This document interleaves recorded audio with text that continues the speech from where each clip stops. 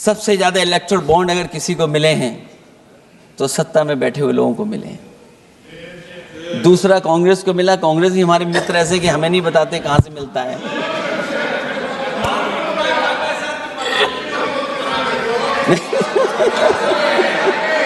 अध्यक्ष महोदय, सबसे ज़्यादा चुनावी खर्चा इनके पास, दूसरा खर्चा इनके पास। हम लोगों का भी तो कोई ख्याल रखे अध्यक्ष महोदय,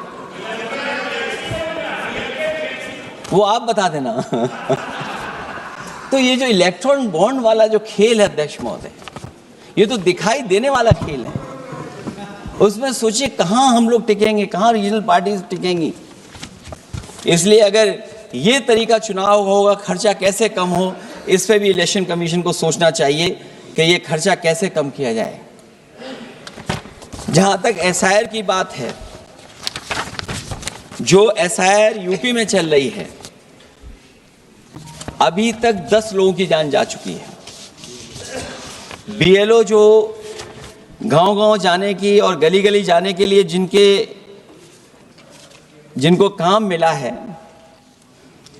उसमें लगभग 10 लोगों की जान जा चुकी है। 9 लोगों की हमारे पास सूची है। मुरादाबाद में बीएलओ सर्वेश सिंह ने फांसी लगा ली। उन पर काम का बोझ था।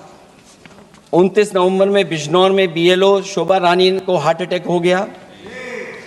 29 नवंबर देवरिया लेखपाल आशीष कुमार ड्यूटी के दौरान तबीयत बिगड़ी और फिर उनके बाद मृत्यु हो गई। फतेहपुर में लेखपाल सुधीर कुमार ने शादी के एक दिन पहले फांसी लगा ली। और इस परिवार से तो मैं खुद मिला था जाकर के। अध्यक्ष महोदय, जब परिवार के लोगों से बातचीत हुई तो उन्हें ये बताया उन्होंने कि इतना काम का बोझ था उनके ऊपर, अधिकारी इतना दबाव बना रहे थे कि वो क्या करते। और जो इलेक्शन कमीशन ने अध्यक्ष महोदय कहा कि हम ट्रेनिंग देंगे बीएलओ को, मैं ये दावा कर सकता हूँ कि उत्तर प्रदेश के बहुत कम बीएलओ को ट्रेनिंग मिली होगी। और यहाँ मैं कह सकता हूँ कि एक भी बीएलओ को ट्रेनिंग नहीं दी गई जो देनी चाहिए थी। और जो बीएलओ लगाए गए हैं, उनका पूरा परिवार लगा हुआ है कि कैसे भी अपने बीएलओ जो परिवार के सदस्य हैं उनकी मदद पहुंचाएं। महिला है, वो फॉर्म नहीं भर सकती, कई बार उसके परिवार के सदस्य लगे हुए हैं कि कैसे फॉर्म भरवाएं हम उनका। तो 9 लोगों की जान गई है। हमने अपनी पार्टी की तरफ से तो 2 लाख रुपए की मदद की है। हमारी मांग होगी कि चुनाव आयोग और इस लोकतंत्र को मजबूत करने के लिए जो मदद होनी चाहिए 1 करोड़, और उनको सरकारी नौकरी मिलनी चाहिए। धांधली कैसे होती है, चुनाव होने से पहले ही वोट कट जाते हैं। हमारे राजीव राय जी बैठे होंगे माननीय सदस्य, वो किताब लाए हैं कि नहीं लाए हैं? चुनाव घोषित नहीं हुआ वहां पर, लेकिन सरकार के लोगों ने मिलकर के वोट पहले ही काट दिया। अध्यक्ष महोदय, वहीं से दिखा दो, ये लिस्ट है। अगर एक भी इसमें गलत हो तो बता दीजिए, एक भी गलत हो अध्यक्ष महोदय। चुनाव हुआ नहीं, उससे पहले इलेक्शन कमीशन ने वोट काट दिए। और कितने वोट काटे हैं? 15,000 वोट काटे हैं। और 2027 के 22 के चुनाव में मैंने आरोप लगाया था कि इलेक्शन कमीशन ने जानबूझ करके और सरकार के लोगों ने मिल करके उत्तर प्रदेश में हर विधानसभा में वोट काटे थे और चिन्हित कर करके वोट काटे थे। और ये चिन्हित किया था कि ये समाजवादी पार्टी का वोट कौन है जिसको काटा जाए, और हजारों की संख्या में वोट काटे थे। और जब इलेक्शन कमीशन से हम लोगों ने शिकायत की तो उन्होंने एफिडेविट मांगे थे।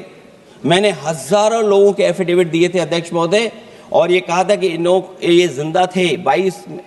17 में वोट डाला उन्होंने और 22 में जाकर के उनका वोट कट गया है।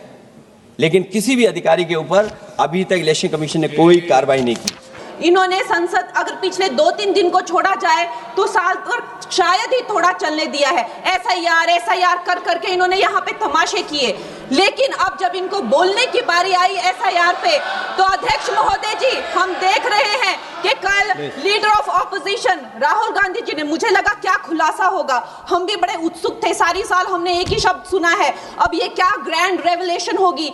लेकिन राहुल गांधी जी जो लीडर ऑफ ऑपोजिशन है, उन्होंने कल जब कहा खादी है, खादी में धागे हैं, धागे में लोग हैं, लोगों के अंदर, उनको जब कहा गया कि आप पॉइंट की बात कीजिए, तो उन्होंने कहा कि मैं अपना फ्रेम कर रहा हूं, मैं अपना आर्ग्यूमेंट फ्रेम कर रहा हूं। और इतनी देर बाद जब वो फ्रेम करके पहुंचे तो ले देकर वो वापस उसी अंतर्राष्ट्रीय मूल की महिला, अध्यक्ष जी, मैं एक महिला होने के नाते आपसे रिक्वेस्ट करना चाहती हूं कि every woman is entitled to her dignity. वो अंतर्राष्ट्रीय मूल की है, विदेशी महिला है, लेकिन उन्होंने कितनी बार आकर उन्होंने सोशल मीडिया पे कहा है कि मैं कभी भारत नहीं गई हूं, मेरा हरियाणा चुनाव से कुछ लेना देना नहीं है। लेकिन फिर भी ये लोगों ने बिना किसी ठोस सबूत के उनका यहाँ पे फोटो बना के उन्होंने उनको उछाला, यहाँ पे उनकी तस्वीर उछाली यहाँ पर एवरी, और यहाँ पर प्लेक कार्ड यूज करना भी अलाउ नहीं है। इन्होंने फिर भी नियमों का उल्लंघन किया।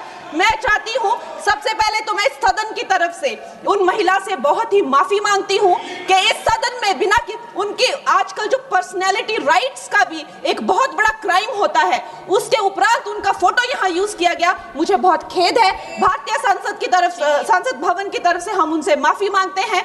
और ये देखिए, महिलाओं का हमेशा ये अपमान करते हैं, लेकिन हमारे प्रधानमंत्री चाहे बेटी बचाओ बेटी पढ़ाओ हो, महिलाओं को शौचालय देने से लेकर, महिलाओं को गैस देने से लेकर, महिलाओं को जो है वो छात्रवृत्ति, न जाने कितनी ऐसी योजनाएं हैं। कांग्रेस वालों, शायद तुम लोग ये समझ नहीं पा रहे हो, ईवीएम्स हैक नहीं करते हैं प्रधानमंत्री, प्रधानमंत्री लोगों के दिलों को हैक करते हैं। और ये लोग दुहाई देते हैं, ये लोग दुहाई देते हैं कि वो जो पुराने जमाने के दकियानूसी, वो जो चिट कागज पे लिखकर जो मतदान होता था वो सबसे अच्छा था। ये लोग भूल गए वो दिन, आप लोग भूल गए वो दिन। इंदिरा गांधी वर्सेस राज नारायण का केस, उसको जो है इतिहास में the case that shook the nation के नाम से जाना जाता है। उस पर मैंने एक फिल्म भी बनाई हुई है। वोट चोरी और वोटों की धांधली के लिए एक प्रधानमंत्री पे एक साधारण से नेता ने केस किया था और उस धांधली में वो पकड़ी गई थी। हर उनका जो आरोप है उसमें सच सिद्ध किया गया था और रातों रात उनको कुर्सी छोड़ने के लिए कहा गया था और रातों रात जो है उनको ये आदेश दिया गया था कि आगे इतने सालों तक आप कभी जो है वो चुनाव लड़ नहीं सकते। ये धांधलियां इन्होंने करी हुई हैं और ये जो है उस टाइम के बैलेट बॉक्सों को उठाकर ले जाते थे ये लोग, और आज कहते हैं कि इनको ईवीएम्स जो है वो हैक हो जाते हैं। अध्यक्ष महोदय जी, मैं इनको याद दिलाना चाहती हूँ, प्रियंका गांधी जी कहती हैं कि छोड़ो पुरानी बातें, हम पुरानी बातें नहीं करेंगे, हम पुराने लोगों के बारे में नहीं बोलेंगे। तो मैं ये जानना चाहती हूँ कि आपकी जो माता जी हैं वो तो आपकी अध्यक्ष है और इस वक्त की वो अध्यक्ष है, उनकी जो है आप देखिए, जब उनकी नागरिकता नहीं थी, जब उनके पास 1983 में नागरिकता आई, उसके कितने साल पहले से वो वोट देती आ रही हैं। तो ये जो इनका जो परिवार है, एंटाइटलमेंट से जो ग्रस्त ये इनका परिवार है, ये प्रियंका गांधी जी को भी याद रखना चाहिए। चाहे आपका भूतकाल हो, चाहे आपका वर्तमान हो, आप सब लोग, चाहे ईवीएम हो या चाहे कागज पे लिखा हो, जब आप लोगों के चरित्र में जो है किसी तरह की मर्यादा नहीं है, आप लोगों ने कभी भी इस देश का, यहाँ की कानून व्यवस्था का, संविधान का कभी आप लोगों ने सम्मान नहीं किया हुआ है। और अध्यक्ष महोदय जी, बिहार में जैसे ही एसआईआर आया, एसआईआर लागू हुआ, हमारी सरकार ने जो है कम से कम 60 लाख से ज्यादा अवैध, अब ये वोटर, ये जो सारे अमाननीय वोट कार्ड है, ये सिर्फ घुसपैठियों के नहीं है। कुछ ऐसे लोग हैं जो माइग्रेट हो गए हैं, कुछ ऐसे भी लोग हैं जो इस दुनिया में है ही नहीं। 60 लाख से ज्यादा। और अगर वो लोग जेन्युइन थे तो उन्होंने, किसी ने तो रिक्वेस्ट करनी चाहिए थी कि भाई मेरा वोटर आईडी कैंसिल हुआ है। उसके उपरांत जो है 21 नए वोटर आईडी जो है उन्होंने दिए हैं और इस तरह का एक माहौल बना बिहार में कि आज तक की सबसे ज्यादा वोटिंग जो है 67% वोटिंग हुई। नागरिकों में ये उत्साह जगा कि जो है इस तरह की जो क्लेंजिंग प्रोसेस है वो होना चाहिए।